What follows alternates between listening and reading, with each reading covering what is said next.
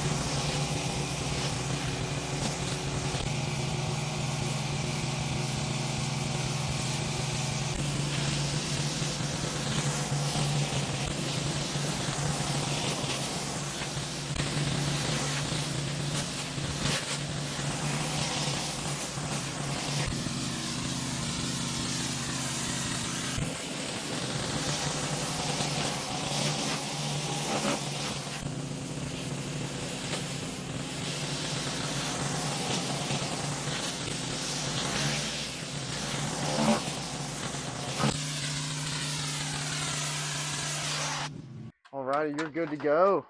It looks so much better. You don't want me to pay you for No, this? of course not. Said I do it for free. I'm doing it for free. Do you have a card Yeah. or that? Yeah, you want me to go grab you one? Yeah. Sign or that you want to put up? I do. I just don't have it on me. So I used to have it on my old truck. I just got that one. That's a beautiful So I truck. appreciate it. I appreciate it. That's why I don't have all my stuff in there right Okay. now. So if But I if you do, want to, go ahead and please bring one and put okay, it in yeah, the I car. appreciate that. I appreciate that.